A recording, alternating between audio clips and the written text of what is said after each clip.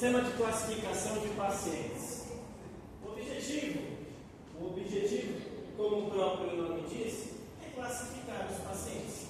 E aí nós temos diversos tipos de classificação. A gente teve, há 2 semanas atrás, a classificação da lesão neurológica, que era Glasgow, e a classificação do risco de lesão por pressão quebrada. Aqui, nós vamos classificar o paciente para medir, para ver o quanto a enfermagem tem que trabalhar em cima dessas pessoas. Ok? Nesses casos aqui, eu vou medir o grau de dependência do paciente. Tá? Aqui o nosso trabalho, este trabalho é exclusivo para nós enfermeiros, ele é exclusivo para a atuação do enfermeiro. Para quem serve isso aqui? Não serve para um outro profissional. Essa classificação, ela serve para avaliar o quanto o paciente depende do cuidado de enfermagem. Eu vou trazer uma escala exclusiva para o enfermeiro. Glasgow, qualquer profissional de saúde usa. Braden, muitos fisioterapeutas eu já vi usando Braden, principalmente os que trabalham com reabilitação motor. Mas essas daqui são exclusivas para a ação do enfermeiro. O sistema de classificação de pacientes, ele serve para uma gestão de recursos humanos. Por isso que eu falei que a gente vai abordar isso na semana que vem. Serve para fazer o dimensionamento, e a distribuição dos profissionais de saúde. Como eu havia dito para vocês, existia uma resolução que trabalhava com cálculo de dimensionamento de profissionais, que dizia qual era o número mínimo de profissionais que deveria trabalhar numa determinada instituição. Como é uma resolução, não tem força de lei, e era uma resolução isolada, não vinculada à Anvisa, a resolução ela não tem poder. Então a instituição não é obrigada a seguir. A resolução ir para frente, teria que fazer uma resolução ou com alguma resolução direta do Ministério da Saúde ou da Anvisa. Tá? Mas mesmo assim, ainda tem muitas instituições que utilizam aqueles cálculos complexos da resolução do dimensionamento profissional. Mas muitas utilizam porque elas vão trabalhar qualidade da assistência, vão evitar a sobrecarga de trabalho, e aí se evita a sobrecarga de trabalho.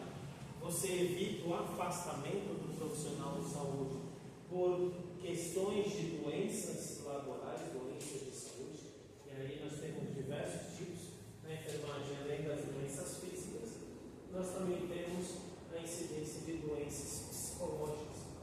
Muito comum o nível de estresse elevado dos profissionais de saúde. E óbvio, o objetivo é deixar a assistência de enfermagem otimizada. Quando a gente pensa no sistema de classificação do paciente, para a segurança do paciente, nós vamos definir qual é o grau de dependência de cada paciente. E aí, em cima da definição do grau de dependência, a gente consegue definir o planejamento da assistência e a segurança dessa assistência. Dá para acompanhar a evolução do paciente, ok? Alguns pacientes, em alguns casos, até nem muda muito, no sentido de regressão para cuidar dos mínimos, mas pode mudar no sentido de aumento do grau de dependência. Vou pegar o exemplo lá do senhor que você cuida dele. O grau de dependência hoje, você vai ver no próximo plantão que você fizer lá, o grau de dependência está maior. Por quê? Porque o grau ele está mais debilitado, ele precisa mais da ajuda da gente para fazer coisas que antes ele fazia sozinho. Mas num paciente que vem para uma internação temporária, a gente consegue acompanhar a evolução da condição do paciente, tanto da condição clínica quanto da condição fisiológica. consegue fazer um planejamento dessa assistência. O sistema de classificação ele vai entrar ali no diagnóstico de enfermagem, que ele vai fortalecer o diagnóstico de enfermagem, né? E aí a gente pensa também na prestação do cuidado integral do paciente. Quando a gente pensa no grau de dependência, né, existem diversas definições para grau de dependência. Vamos trabalhar de uma forma bem simples, ok? Essa pergunta acho que a gente já teve mais ou menos essas discussões. Todo mundo hoje, em algum momento, seja logo no começo do dia, algumas pessoas no final do dia também, né? Ao acordar, vocês precisaram de ajuda para sair da cama? Alguém precisou de tirar da cama? Você precisou de ajuda para abrir o seu guarda-roupa e escolher a roupa que você está usando? Para quem tomou banho, você precisou de ajuda para ir até o chuveiro, até o banheiro? Precisou de ajuda para tirar a roupa? Precisou de ajuda para tomar banho? Precisou de ajuda para se secar? Precisou de ajuda para vestir a roupa que vocês estão usando? Precisou de ajuda para comer? Precisou de ajuda para ir no banheiro? Entendeu o que é um grau de dependência? Porque aí você tem diversas escalas que vai definir: sim, eu preciso de ajuda total, eu preciso de ajuda parcial, ou eu não preciso de ajuda. Isso é um grau de dependência. E existem escalas que elas vão trazer um padrão, da mesma forma que nós vimos lá em Glasgow, da mesma forma que nós vimos em Braden. Essa é uma escala com validação científica, ok? A aula não é de metodologia científica, mas de uma forma bem simples. O que é uma validação científica? Eu digo que o instrumento ele é validado quando as respostas desse instrumento elas estão associadas para aquilo que o instrumento se propõe a medir. Vamos pegar o exemplo do Glasgow, que a gente já teve a aula. Por que o Glasgow é um instrumento validado? Né? E o segundo ponto da validação, ele é replicável. Qualquer pessoa treinada naquele instrumento vai chegar num resultado estatisticamente muito próximo. A variação é muito pequena. Glasgow se propõe a medir o quê? Nível de lesão neurológica. A resposta daquele teste, ela chega muito próximo dos outros exames que corroboram o resultado daquele teste. E aí nós temos exames de imagem ou exames, né, de verificação do funcionamento, como por exemplo uma eletroencefalograma. Um outro exemplo, outro que a gente viu aqui na nossa disciplina, Braden. O resultado do risco que é mensurado por Braden é exatamente a proposta que ele tem. Então, quando a gente fala que o instrumento ele é validado, aqui o grau de dependência não é o que eu acho. Aqui nós também vamos trabalhar com um score, uma tabela numérica que vai classificar o paciente de acordo com o seu grau de dependência.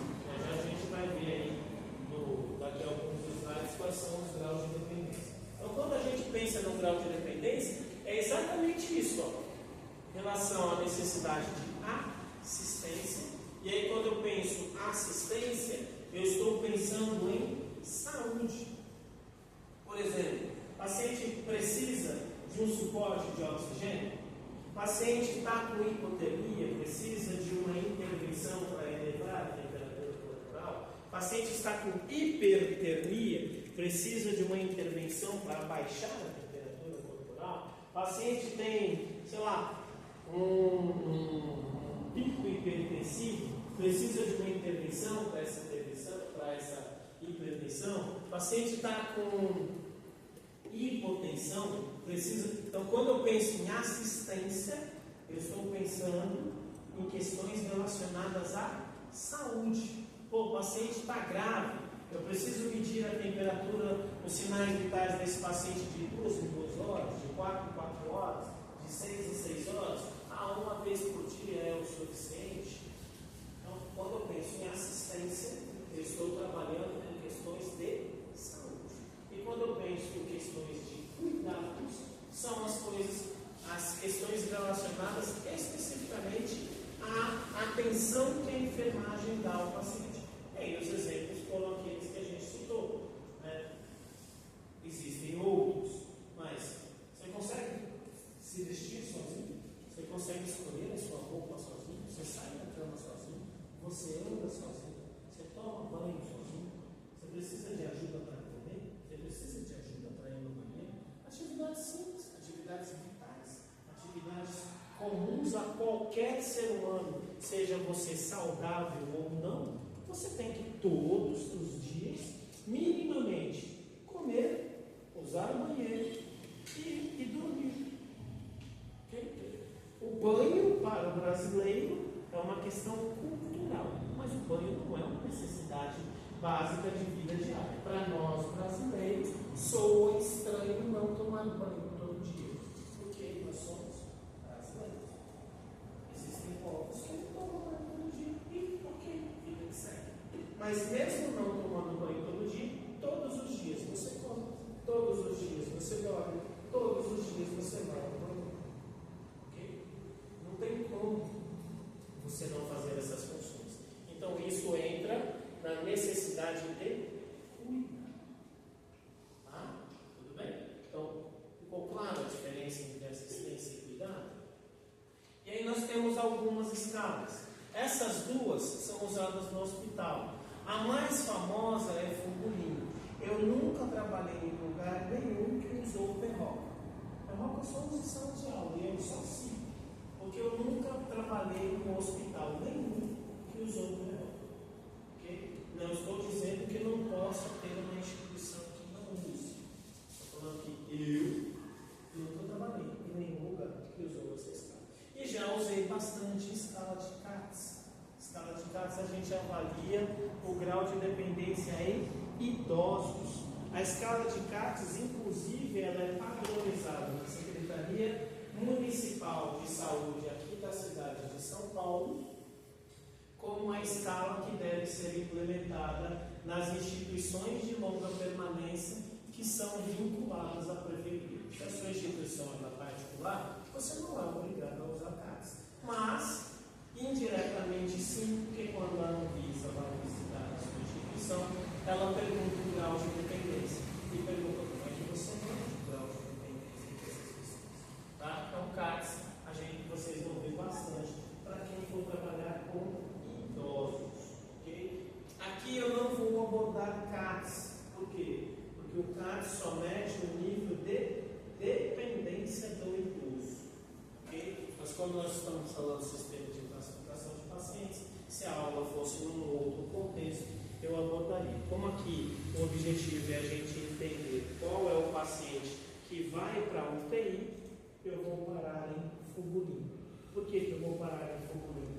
Porque Fugolini, ele vai me classificar se o paciente ele entra em cuidados semi-intensivos, ou seja, o paciente que vai trabalhar, que vai ser internado numa unidade semi-intensiva, ou um paciente em cuidados intensivos. Vamos pegar na nossa primeira aula. Eu sou enfermeiro de uma UTI e você é enfermeiro de uma enfermaria. Ô Vitor, meu paciente aqui precisa de uma vaga na sua UTI. Ok. Você aplicou? A maioria dos hospitais, nas enfermarias, aplicam. E eu não uso dentro da UTI. Tá? Porque se ele está na UTI, ele já vai ser classificado numa dessas condições. Ok? O Fugolini eu vou usar ele muito fora da UTI. Em UTI a gente tem outras escalas que a gente mede outras coisas do paciente, outros riscos. E aí, ali eu já quero saber se o nível de complexidade desse paciente está piorando e se esse paciente tem um risco iminente de morte. Bem? Mas aqui, para quem está fora do ambiente de UTI, ela é extremamente importante. Porque se eu começo a chegar no meu paciente aqui, eu já sei que home care e eu aplico o Fugulin no home care, se meu paciente chega nisso aqui, eu preciso de um suporte, de uma avaliação, porque é bem provável que esse paciente ou tem que se modificar a internação domiciliar, transformando essa residência numa unidade de terapia intensiva ou conduzir esse hospital para uma unidade hospitalar para que ele receba um suporte de saúde mais detalhado. Vamos voltar para a gente entender um pouquinho de Fugulin. Fugulin é o nome de uma mulher, ok? É o sobrenome dessa mulher, Fernanda Fugulin. Foi aplicada em 1994, tese de doutorado, que foi usada na Escola de Enfermagem da USP e foi aplicada no Hospital Universitário da USP. Uma escala brasileira que foi validada, né? E ela recebe o nome dessa mulher. Okay? E essa escala ela mudou em 2007. Até 2007, ela não contemplava alguns parâmetros. Hoje, né, aqui a aula não é específica de Fugulin, não vou aprofundar na história, mas se eu for procurar Fugulin, vocês digitam no Google atualizado. O atualizado em 2025, hoje já tem uma atualização de quase 20 anos. Mas pode ser que você ainda caia num site que ela é atualizada antes de 2007. Tudo bem? Ok? Aqui eu vou mostrar a atualizada para vocês.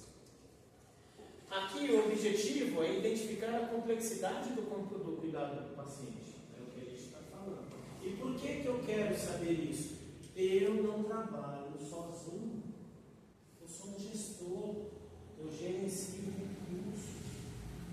E se o meu paciente demanda mais atenção, logo este profissional que vai, eu vou usar a palavra perder, melhor que perder. Esse profissional que vai gastar mais tempo com essa pessoa, ele vai cuidar de menos pessoas. Eu tenho um paciente que, para eu conseguir, né, vou pegar cuidado bem básico de enfermagem, bem simples. Eu começo o meu plantão, aí eu preciso verificar os sinais vitais, separar as medicações, dar alimentação para esse paciente, dar o banho para esse paciente, trocar as roupas deste paciente e vamos pegar um exemplo que esse paciente ainda tem um suporte de oxigenoterapia e um curativo para ser feito. O paciente que para eu poder fazer essas 7 coisas, eu gasto mais de 2 horas. E aí, se o plantão é de 6 horas, se eu gastar, vamos supor que eu gaste 3 horas para cuidar desta pessoa. Quantas pessoas eu vou conseguir cuidar no plantão? Mas sabe que a resposta para, olha, eu tenho uma enfermaria com 20 leitos, quantos técnicos eu vou precisar? Não sei. Por quê? Porque eu não sei quem está internado nesse momento. Depende. Depende do quê? Depende do grau de dependência desse paciente, meu filho. Quem são essas pessoas que estão internadas aí? Para eu te dar a resposta de quantos profissionais nós vamos precisar para cuidar dessas pessoas. Percebe? Entendeu? A lógica do sistema. E óbvio, como eu estou avaliando questões de assistência que estão vinculadas à parte clínica e questões de cuidados que estão vinculados à parte do grau de dependência, do grau de autonomia do paciente, obviamente eu também estou vendo a parte do que eu, como enfermeiro, preciso fazer com essa pessoa. Então eu já tenho 2 gestões numa escala só. Eu tenho gestão de recursos humanos e eu tenho gestão de cuidados. Sendo que nessa gestão de cuidados, a gente chega até numa terceira gestão. O que eu preciso para esta pessoa? Que equipamentos, que materiais que eu preciso usar para esta pessoa? Será que eu preciso de um monitor? Será que eu preciso de um concentrador de oxigênio? Será que eu vou precisar de um fluxômetro, de um umidificador? Ele vai precisar mudar de decúbito, né? Fazer mudanças periódicas de decúbito. Eu vou precisar de um cochilo. Se eu vou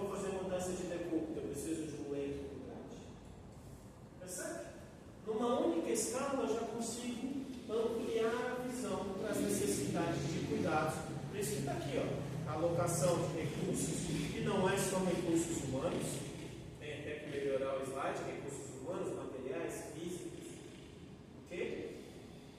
E melhorar a qualidade e a assistência do paciente. Entendeu o vínculo com as disciplinas de próprio?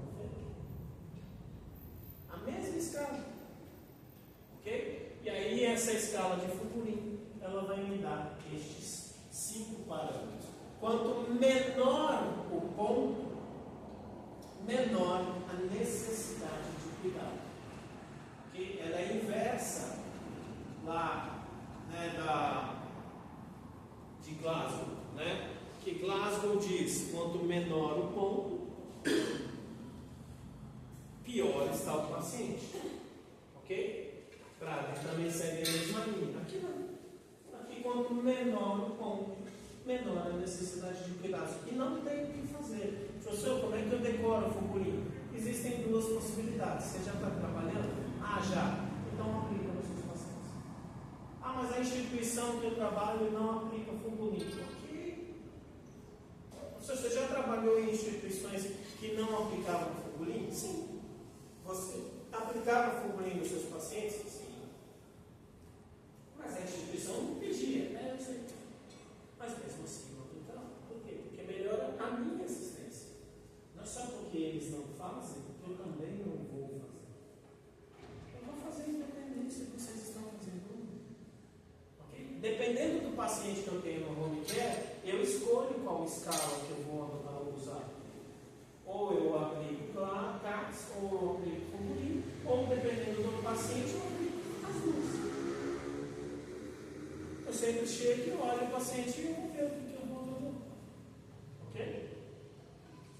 Então, quanto menor o ponto, menor a necessidade de cuidado. E quanto menor a necessidade de cuidado, menor é o tempo que eu fico executando esse cuidado. Que era exatamente isso que tinha na resolução. Quantas horas eu gasto num cuidado mínimo? Quantas horas eu gasto num cuidado intermediário e assim por diante? Então, cuidado mínimo, né, é um paciente que clinicamente ele não tem nada. Né? Vou pegar um exemplo muito comum. Né? É muito comum eu receber ligação e falar assim: faz um orçamento para mim para você cuidar do meu pai, isso lá no home care. Nossa, claro. Quem é seu pai? Meu pai não tem nada. Ok, e o que é não ter nada para você? Tudo bem, ele toma só comprimido por corpo. Ele tem 86 anos, mas, tranquilo, ele é consciente. Ok, beleza, ele é ótimo. Quais são os diagnósticos médicos? Porque você percebe, na cabeça da população, do cidadão comum, inclusive até de médicos, tem alguns clientes que são médicos, eles falam assim: mas clinicamente não tem nada. Ok. Em assistência, beleza, não tem nada para fazer. É só medir os sinais vitais e dar os comprimidos. Acabou. Assistência de saúde. Perfeito, tranquilo. Aí você começa a fazer outras perguntas. Seu pai anda sozinho? Ele sai da cama sozinho? Ele vai no banheiro sozinho? Se ele for fazer o número 2, ele senta na privada sozinho? Depois que ele terminou, ele se limpa sozinho? Ele se veste sozinho? Ele levanta sozinho? E para comer? Se eu colocar comida na frente dele, ele consegue comer sozinho? E para tomar banho? Eu posso colocar ele no chuveiro e ficar de boa? Ele deu WhatsApp, que ele toma banho sozinho. Mas sabe? Eu começo a ver a enfermagem de uma outra forma. Eu não sou cirurgião. Eu não sou. Vou pegar o exemplo da minha mãe, que teve o AVC. Se eu fosse médico, eu não ia saber o que fazer com ela em casa. Por quê? Porque eu sou médico. Não é a função do médico dar banho. Não é a função do médico levar para o banheiro, nem dar comida, nem posicionar no leito, nem trocar de roupa. Não é.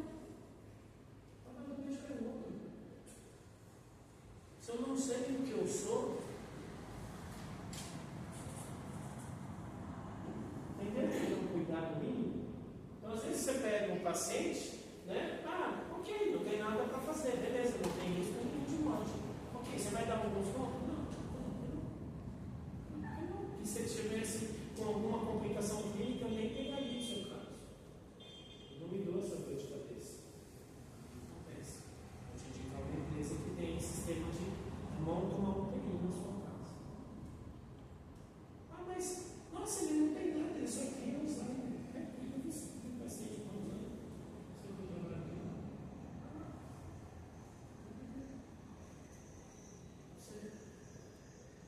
E é óbvio, eles vão tentar sempre desvalorizar a nossa profissão. Então, aqui, isso aqui, ó, necessita de pouca assistência, e aí tem até que complementar o slide. Necessita de poucos cuidados. Por exemplo, é a sua avó. Se a sua avó não for doente, for apenas uma senhora idosa, você fala assim, é melhor ficar alguém em casa, porque às vezes ela esquece um pouco.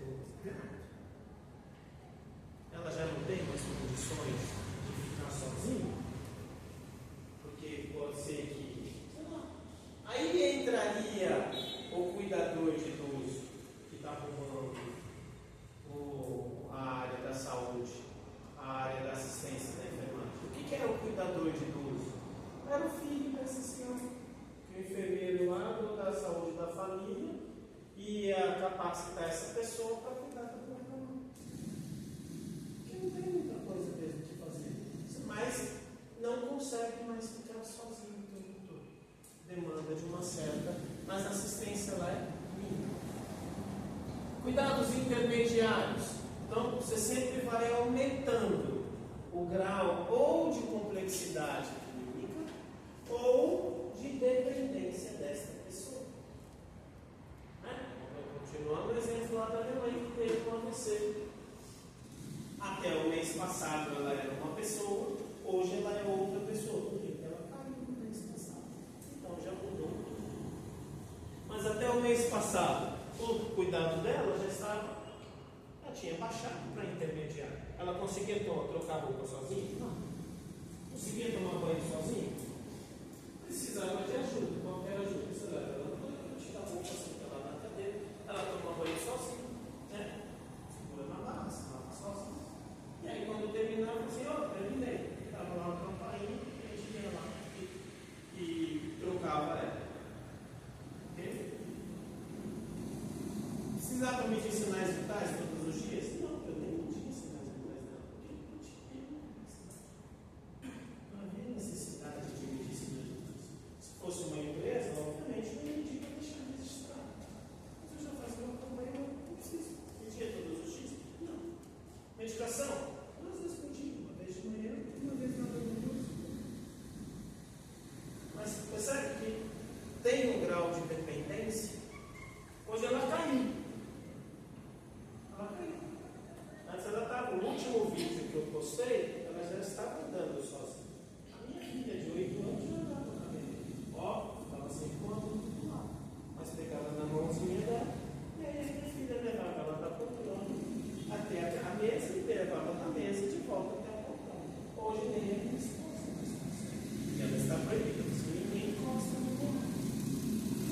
O máximo que você vai fazer para minha esposa é: eu vou deixar ela na cadeira, você tira ela da cadeira e põe na cama. E se você for tirar ela da cama, você tira da cama e põe na cadeira.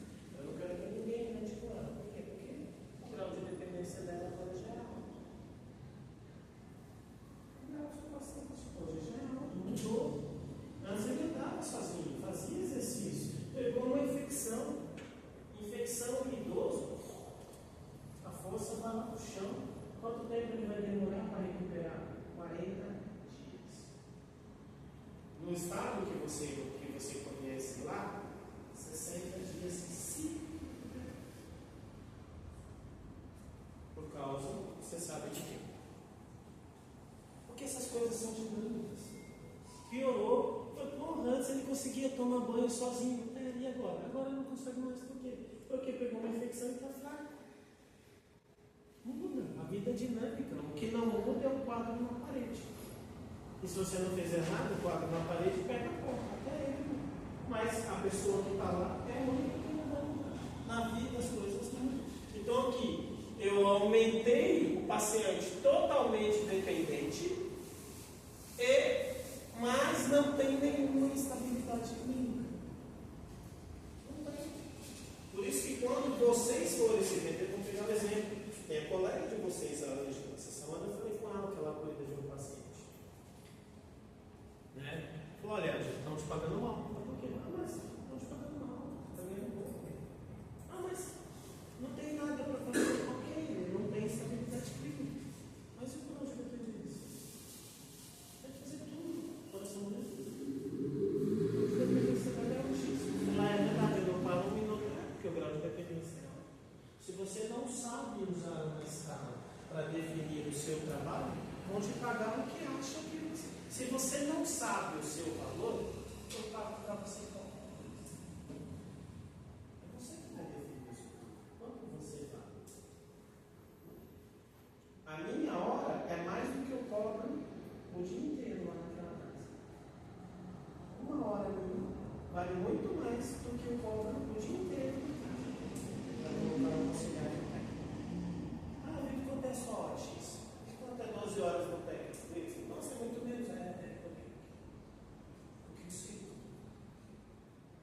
Quer? Nem você que decide. Mas você pode. Então você pode vir aqui avaliar meu pai?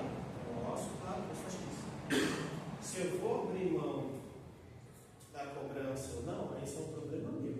Mas custa X. E o advogado, ele o preço é muito maior, 10 vezes mais, para sair do escritório.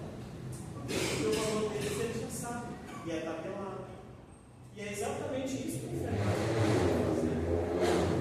Só que enquanto a gente falar, eu sou enfermagem, fica difícil.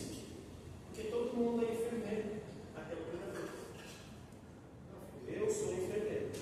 Eu também sou, sério? Nossa, qual faculdade você estudou? Eu não fiz faculdade, então você não é enfermeiro. Você estudou em escola. Eu também não estudei em escola nenhuma, então você não é nem profissional de enfermagem. Nossa, por que você faz isso comigo? Eu não estou fazendo nada com você. Só que você não é igual a mim. Eu estou separando nós dois. Eu entro na casa e eles me chamam de doutor. Por quê? Porque eu sou doutor. Se todo mundo pode usar o BR, o enfermeiro também pode. Fernando Henrique, em 1996, assinou a lei do BR. Eu não posso. Quantos enfermeiros se titulam de doutor? Pelo contrário, se o enfermeiro põe BR no carinho, todo mundo tira sarro. Não, filho, vocês são doutores. Começa a se chamar de doutor, que ninguém mais vai falar que um auxiliar é você. E quando você estiver trabalhando, você vai se apresentar. Prazer. Boa noite, eu sou o Vitor Marques, enfermeiro responsável pela enfermaria. Olha seu nome, por gentileza.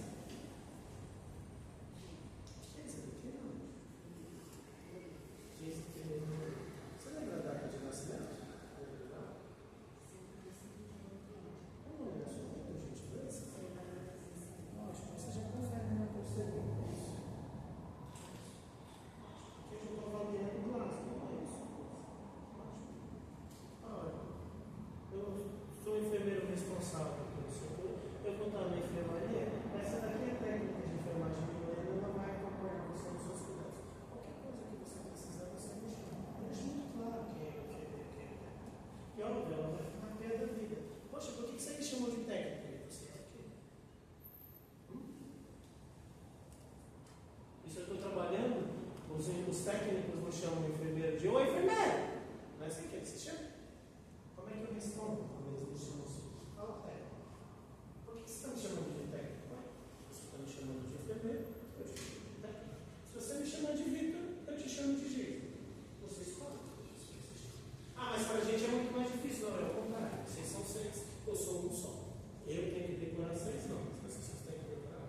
Me chama de enfermeiro, porque eu te chamo de técnico. Se o médico já ó, enfermeiro, fala médico. Por que você me chama de médico? Porque eu tenho um nome. Você também tem um nome. Você quer me chamar de doutor? Eu também te chamo de doutor. Óbvio, tem os limites que a gente tem sempre. Você saber onde eu estou trabalhando. Mas é isso aqui. O que é uma instabilidade clínica? É é o que o seu paciente hoje tem. Ainda está com estabilidade. Aqui, na verdade, ele está sem. Mas no domingo, ele estava com. Tanto que estava com hipotermia. 35 graus, 4 horas da tarde. Falando, quando der 4 horas da manhã, esse paciente vai estar com 34, 33 e 30. A chance dele acordar é enorme. Por quê? Porque é normal no ciclo circadiano a temperatura baixar. Faz parte do mecanismo fisiológico. Tá? E aí nós temos os cuidados semi-intensivos, é o paciente totalmente dependente e com instabilidade clínica. O que é uma instabilidade clínica? Se eu vacilar, esta pessoa entra num estado ou de urgência ou de emergência. O que é urgência? Você pode morrer em 24 horas. E o que é emergência? Você pode morrer em menos de 6 horas. Essa é a definição de urgência e de emergência. Hipotermia é uma instabilidade clínica. Hipertensão é uma instabilidade clínica. Hipoglicemia é uma instabilidade clínica. Hiperglicemia também. Uma saturação lá embaixo, extremamente baixa, também. Entenderam por que eu cobrei de vocês? O mínimo que vocês têm que saber é quais são os valores máximos e mínimos dos sinais vitais. Se eu não sei qual é o máximo, se eu não sei qual é o que é o mínimo, como é que eu vou definir a estabilidade clínica? Eu medi os sinais e anotei. Ótimo, o que isso significa? Isso significa o quê para você?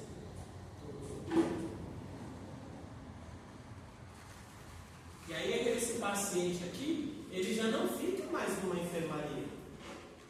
Ele já vai ficar numa semi-intensiva. Esse hospital não tem semi-intensiva. Ok, você era um técnico que estava com 4 pacientes, né? Você era o técnico que ia fazer a segunda admissão, certo? Ótimo, agora você vai ficar com 3 e você vai admitir o 4 dele. Óbvio, eu sou grosso desse jeito. Teve alguma objeção. Mas a resposta, no final das contas, é essa. E às vezes acontece isso no meio do plantão. Por quê? Porque eu apliquei figurinha. No meio do plantão, eu falei, esse paciente está caindo. E eu já aciono o médico, falo, doutor, o paciente está tendo tal instabilidade.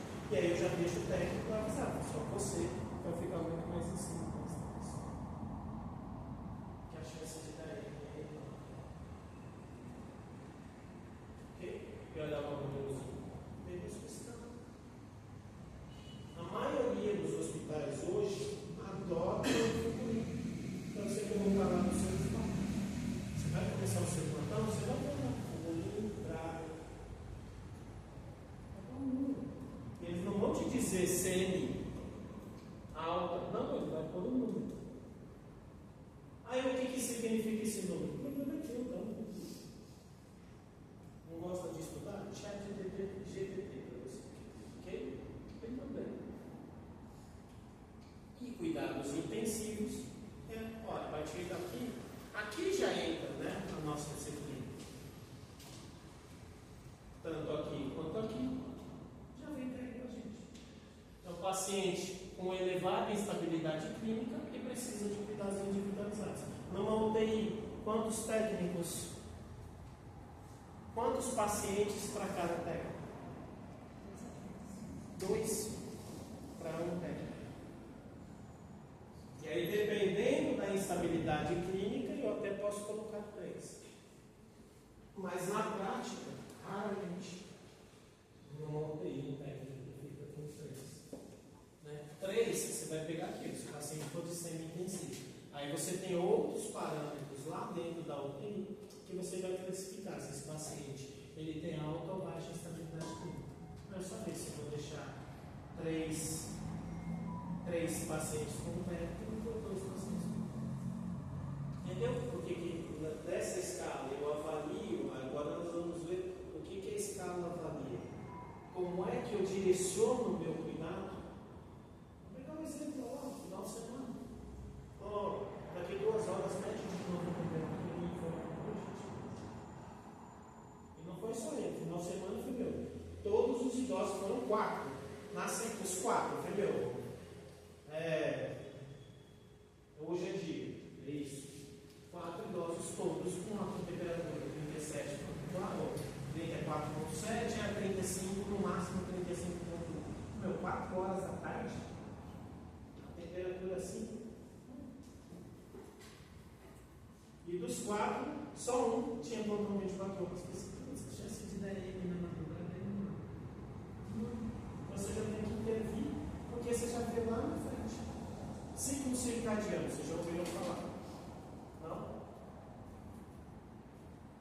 Próxima aula eu aprofundo mais. Ciclo circadiano é noite e dia, tá? Isso quando a gente pega o ciclo circadiano diário. Por que nós temos valores máximos e mínimos de sinais vitais? Porque de manhã os sinais vitais são mais elevados. Tem uma porrada de adrenalina e de cortisol. E na madrugada os seus sinais vitais são mais reduzidos. Por quê? Porque a adrenalina e o cortisol estão lá no chão. E você tem uma porrada de melanina quebrada. É uma forma bem ridícula, bem resumida é isso. A noite é para dormir, então tudo descansa. E o dia é para acordar, então tudo acelera. Os sinais vitais sempre vão estar mais elevados de manhã. Então essa é a escala. Essa é a escala. Pena que a gente tem pouco tempo. Que o ideal seria passar os vídeos que a gente tem pouco tempo. Eu vou ver se eu consigo fazer isso na próxima aula. Ok? Então nós temos aqui vários fatores. 1, 2, 3, 4, 5, 6, 7, 8, 9, 10, 11, 12. Ok? Desses 12 fatores, nós temos aqui estado mental. Estado mental é cuidados ou assistência?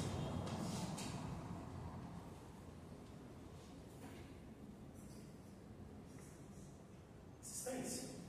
Oxigenação, cuidados ou assistência? Assistência. Assistência, lembra? Pensa em cuidado no que você faz no dia a dia. Pentear cabelo, tomar banho, trocar de roupa, comer, no banheiro. Pensa no cuidado nessa linha. Tem mais cuidados além disso? Claro que sim. Mas quando eu consigo separar de uma forma geral esses dois balados, fica mais fácil. Respirar normal é o que eu espero. Ok? Mas quando uma pessoa já precisa de suporte, significa que ela está recebendo uma assistência.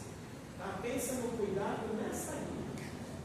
O que eu faço comigo todos os dias? Todos os dias. Eu sou brasileiro, então todos os dias eu tomo banho, eu troco de roupa, eu faço cuido da minha aparência, eu me alimento, eu uso o banheiro, eu descanso, eu interajo com outras pessoas. Pega essas coisas da vida cotidiana e joga no balaio de cuidados. Tudo que eu precisar fazer para parte clínica, e aí parte clínica, decora lá o seu TPRPA. Temperatura, pulso, respiração, pressão arterial e saturação. Pensa nesta linha como uma assistência.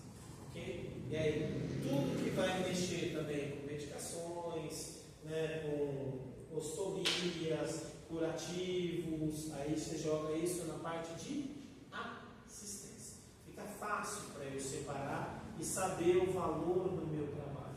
Ok, não tem nenhuma assistência ou o grau de assistência é baixo. Beleza, e o grau de cuidado? Porque o médico ele é ao contrário, né? O médico ele vê só a assistência, o médico não vê os cuidados, mas eu vejo influência. Ok? Sinais vitais, acabamos de falar.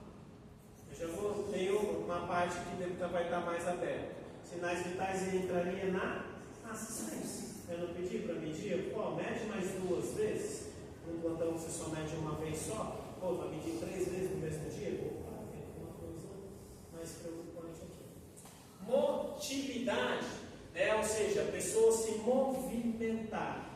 Aí já entraria nos cuidados. A pessoa poder se movimentar. O grau de autonomia motora. Da mesma forma, andar, a gente já vai pegar, já vou deixar para a gente ler melhor. Alimentação, Cuidado corporal, eliminação, que significa ir ao banheiro, ok? Tudo bem? Terapêutica, que é o uso de drogas. O uso de drogas entra assistência. Integridade cutâneo-mucosa, lembra lá da sua escala de Bradley? Ela vai complementar isso aqui. Se não tiver nada, se eu só tiver que passar um creme hidratante que o paciente tem uma pele ressecada, cuidado. Se o paciente já tiver uma lesão, assistência. E só o vermelhidão já é lesão de pressão grau 1. Tá? Curativo, assistência. Tempo de troca do curativo. Percebe que a mesma escala ela separa em padrões de assistência e padrões de cuidado. A minha cabeça, que gosta de agrupar as coisas, eu teria agrupado assistência e separado de cuidados. Mas a escala é assim. No meu instrumento, o que eu montei, depois eu te mando para você dar uma olhada, lá para avaliar os pacientes, eu separei assistência e cuidados. Por quê? Porque para mim fica mais lógico, fica mais fácil, né? Porque aí eu penso separadamente. Porque às vezes o paciente na parte de assistência não tem muita coisa para fazer, mas ele tem um alto grau de dependência para cuidados. E aí eu penso, beleza, eu consigo separar tanto a parte de cobrança, quanto a parte de, aqui precisa de um plantão de 24 horas, nem que seja por mais 2, 3 dias, né? E também a parte de beleza, o que eu vou prescrever para assistência e o que eu vou prescrever para cuidados. Vamos tentar olhar de uma forma mais detalhada. Quer menção aí, por gentileza? Para não avançar demais? Estado mental. Percebe? Que quanto mais próximo, pior é. Né? Esse modelo que eu peguei, ele está desta forma. Às vezes você pode pegar um outro modelo, que é o que eu gosto de fazer. Né? Eu não tive tempo de trabalhar na aula de hoje. Realmente está bem complicado. Tanto que a nota de vocês eu lancei até ontem. Foi 3 semanas aí bem corridas, que eu não parei um segundo. Então, nessa escala aqui, ok? Quanto pior, maior o ponto. Quanto melhor, menor o ponto. Então, o que é o melhor no estado mental? É o seu Glasgow, né? É o paciente o quê? Consciente e orientado. Consciente e orientado. Esse final de semana não teve alguns períodos de desorientação? Já aumenta. Vocês já sabem que por que teve períodos de desorientação? Porque não é um quadro infeccioso. O corpo já funciona diferente. E aí nós temos períodos de inconsciência e inconsciente. Percebe que é uma escala que tem dados que são bem parecidos lá com o nosso plasma, que usa lá dentro da UTI. Oxigenação. O que é o normal? O normal é o que temos todos aqui na sala de aula. Tem alguém com suporte de oxigênio aqui? Tem alguém aqui fazendo oxigênio terapia? Não. Isso não depende de nada. Uso intermitente. O que é intermitente? De vez em quando você tem que dar um suporte de oxigênio. Eu pedi para a família, sugiro vocês comprarem condensador. Está R$4.000. Como usar? Onde eu acho? Mercado Livre, Facebook, sei lá, se ou aluno. Você vai encontrar de R$200 a R$500 por mês. Vocês têm uma empresa para indicar? Não. Porque eu sou um problema mesmo, problema de vocês. Mas eu sugiro deixar um aí. Por quê? O senhor de 86 anos, que está saindo de uma broncodemonia e nem se sabe se o que tem aí dentro desse problema é uma metástase, eu acho interessante ter condensador. Melhor para ele não precisar do que precisar ele. Uso contínuo de máscara ou ventilação mecânica. Olha aqui, ventilação mecânica, o paciente está aí aonde? Numa semi-intensiva. Até pode ter um paciente com ventilação mecânica numa enfermaria, por exemplo, no exame médico. Sinais vitais, numa UTI semi-intensiva, de 2 em 2. O que eu pedi? Pô, aumenta aí para de 4 em 4. Né? A maioria dos hospitais trabalha como? De 6 em 6. A maioria dos hospitais. Ok? Ou controle de rotina, que eles colocaram de 8 em 8. Tá? Que é uma vez no plantão da manhã, uma vez no plantão da tarde e uma vez no plantão noturno. Ok?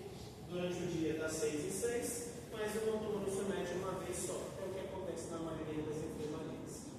Okay? Percebe que ele é muito voltado para onde? Para um hospital. Mas eu consigo usar essa escala? Eu consigo usar essa escala numa casa de repouso. Eu consigo usar. É uma escala excelente, por isso que eu estou trazendo ela para vocês. Dá para usar, inclusive, dentro de uma UTI? Até dá. Mas tem escalas melhores lá para dentro. Mas percebe que aqui eu consigo usar como? Dá para usar em muito lugar essa escala. Motilidade. Motilidade é a capacidade que você tem de mover o seu corpo sem sair de um espaço delimitado. Aqui eu não estou trabalhando com deambulação, em que eu consigo me locomover de um ambiente em outro. Aqui eu estou muito mais pensando num paciente, por exemplo, no leito. Dependendo do nível de infecção, um paciente que é extremamente com uma motilidade, movimenta todos os segmentos corporais, dependendo de um estado de infecção, ele já vai ficar com a limitação de movimento. Ou dificuldade para movimentar segmentos corporais. Vou pegar aqui, por exemplo, um paciente com hemiplegia. Teve um AVC. Na primeira semana do AVC, esse paciente pode morrer. Por isso que o protocolo de AVC teve um AVC, vai ficar no mínimo 2 dias no mínimo. Por quê? Deixa ele aí, vamos observar. Eu não sei como é que isso vai evoluir. Deixa ele parar. A maioria dos lugares trabalha com 3 dias de internação de UTI. Ok? Deixa aí. E vamos ver. Ah, não tem mais nada? Beleza, sai da UTI e vai para a enfermaria. Fica lá mais 2, 3 dias na enfermaria e vai para casa. Foi para casa, minha mãe teve um derrame, teve um AVC. Tem alto grau, risco de ter alguma instabilidade clínica? Nenhuma. O que ela tem hoje? Apenas sequela. Né? E aí você pega aqui um paciente, vou pegar lá no lado, um paciente inconsciente, necessita da equipe de enfermagem para mudar de roupa. Tem paciente que até está consciente, mas ele está tão fraco, que ele não consegue mudar de roupa. Ok? Deambulação. O paciente andar, ele deambula sozinho, necessita de auxílio para deambular, e aí normalmente a maioria dos pacientes entra aqui. Pega lá sua escala de Morse, que vai pegar o nível, o risco de queda. Locomoção através de cadeira de rodas, que hoje é o caso lá da minha mãe. Comigo, ela até está voltando a andar sozinha, quem começa todo o trabalho de reabilitação. Ou você tem paciente que literalmente não sai do leito. Não sai. E aí você vai, quanto pior for o paciente, maior o número que ele tem. Alimentação. Autossuficiente. E o autossuficiente não é a pessoa fazer a comida. Ok? É você colocar a comida na frente dela e ela comer sozinha. Tudo. E o que é tudo? O tudo significa, se tiver carne, se tiver algo para cortar, ela também corta sozinha. Okay? Ah, não, eu já preciso cortar a carne dessa pessoa, corta o tipo de carne. Então já é oral com auxílio. E aí você, lá na escala de CATS, por isso que tem, cada escala vai definindo padrões mais específicos. Você tem o oral com auxílio, né? Que, por exemplo, lá na escala de casa você define o que é oral com auxílio. Eu só corto a comida para a pessoa, ou eu tenho que colocar e levar a comida até a boca da pessoa. Percebe que são auxílios diferentes? Ou só cortar e deixar no prato, eu vou gastar o quê? Vamos pensar em tempo. 3 minutos, chutando bem alto. 3 minutos. Mas não, puxa, essa pessoa está tão fraca que eu tenho que pegar a comida e levar na boca toda a refeição. Quanto tempo isso vai demorar? Meia hora. Sabe que já é totalmente diferente aqui, ó. O oral com auxílio. Aqui eu só vou definir o grau de dependência, mas aqui eu nem aprofundei. Já precisaria de uma outra escala. Tá, ok. Oral com auxílio. Vou pegar lá na escala de Casper para definir qual é o tipo de auxílio que essa pessoa. E aí, pensando lá na sua lambda, entraria onde? Déficit, autocuidado, alimentação. É isso?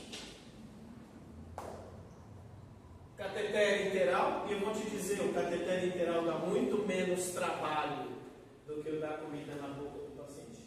Muito menos trabalho. Muito menos. E através de cateter central. Aqui é bem específico. Aqui é técnico nem médico.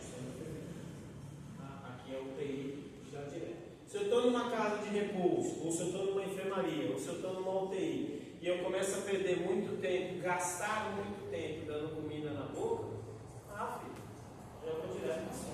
Vamos só dar uma para o paciente, vamos ganhar tempo, o paciente já ganha tempo e os resultados são bem melhores. Tá? Continuando na escala. Cuidado corporal. Autossuficiente. O que é autossuficiente? A pessoa toma banho sozinha. E tomar banho sozinho contempla tudo. Ela ir até o banheiro, ela tirar a roupa, ela entrar no banheiro, ela se lavar, ela se secar e ela se vestir. Tudo. Não é só, eu levo ela, como por exemplo o caso da minha mãe, eu levo ela na cadeira de rodas, deixo ela lá na cadeirinha e ela toma banho e depois eu vou buscar. Isso já não é autossuficiente. Já entraria aqui, ó, auxiliados pela equipe de enfermagem.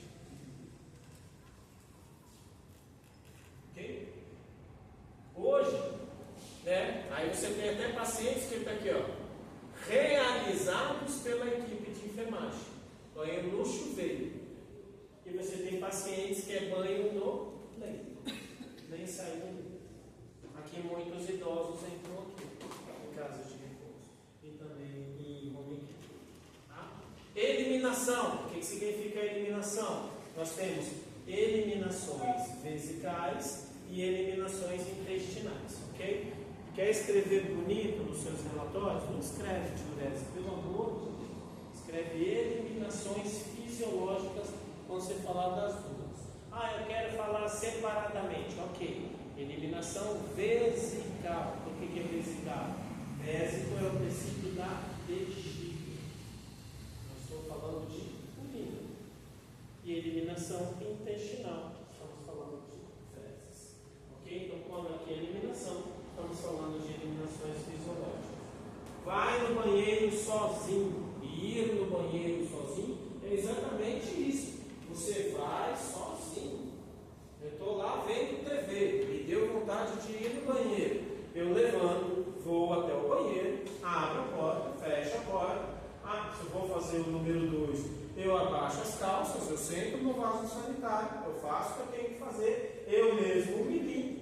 Depois eu subo as calças, lavo as minhas mãos, abro a porta, fecho a porta e volto. Isso é autossuficiente. Se você precisar de ajuda em qualquer uma dessas etapas, você já não é mais autossuficiente. Você já tem um grau de dependência. E aí, se você já tem um grau de dependência, significa que você depende de alguém para fazer algo que antes você fazia sozinho. E se você depende de alguém para fazer algo que antes você fazia sozinho, logo você depende da enfermagem. Pasme.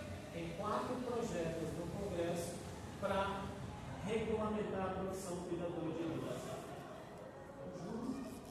E quando eu virar advogado, eu vou me associar ao COFEM para barrar todas essas porcarias. Por quê? Porque eu amo pessoas, você entende? Nada contra o cuidador de idoso, mas nem deveria existir. Por quê? Porque dá auxílio de auxiliar, desempregado. Auxílio de aluno, também desempregado. Isso pode ser para nós. E eles? Tem necessidade, vai fazer o que for. O que você vai fazer da vida, filho? Ou faz um curso de enfermagem e vem jogar no nosso time. Não vem jogar contra. Uso do vaso sanitário com auxílio. Uso de comadre ou eliminação do leito, ou seja, a pessoa não consegue sair do leito. Eu preciso, aqui, nem colocou, né? Comadre ou papagaio. E evacuação no leito, uso de cateter vesical de demora. Evacuação no leito significaria o uso de fralda. E o cateter vesical de demora. E na verdade o cateter vesical de demora ele me demanda menos tempo. É mais rápido eu apenas esvaziar a bolsa do cateter. Mas qual que é o problema do cateter? Ele demanda uma qualificação. Se eu tenho um paciente com sonda vesical, eu jamais mandaria no cuidador de idoso. Se eu tenho um paciente com uma ostomia, uma colostomia, eu jamais mando no cuidador de idoso. Por quê? Porque ele não tem qualificação. Mas é tão simples. Eu sei que é simples. Mas você vai mandar ele? Não, por que não? Por quê? Não tem qualificação. Mesmo sendo simples. Ok? É simples para nós que temos qualificação. E para você? Para você é muito complicado. Você não estudou. Tá? Integridade ou terapêutica, o uso de drogas, intramuscular ou VO. Aqui já entra TO. Por isso que ela é muito voltada para o hospital. Intramuscular. Tem que ser um profissional de saúde. Qualificado para fazer medicação intramuscular. Endovenosa e intermitente. Toma de vez em quando. Endovenosa contínua. E aqui já é UTI. Drogas vasoativas. Ok? Ou para elevar a pressão ou para baixar a pressão. Curativos. Né? Nenhum curativo. Um curativo uma vez por dia. Um curativo que se troca até 2 vezes por dia, extremamente complexo. Um curativo que se troca 3 vezes ao dia ou mais do que 3 curativos. E o tempo na troca de curativo, sem curativo, o tempo é entre 5 a 15 minutos, de 15 a 30 minutos, ou mais de 30 minutos. Vou pegar um exemplo que você não troca lá. Trocar a bolsa de colostomia. É um procedimento que vai demorar anos, né? De 15 a 30 minutos. Só para você trocar uma bolsa. Okay? Então, isso que avalia essa escala. Extremamente importante. Extremamente importante. Tá? Da mesma forma que caiu na prova a escala de Braden e de Fugolin, na próxima prova, professor, você vai cobrar Braden e Fugolin? Não. Ou Braden e Glasgow? Não. Vou cobrar Fugolin. Ok? E aí não tem o que fazer, tem que decorar os números.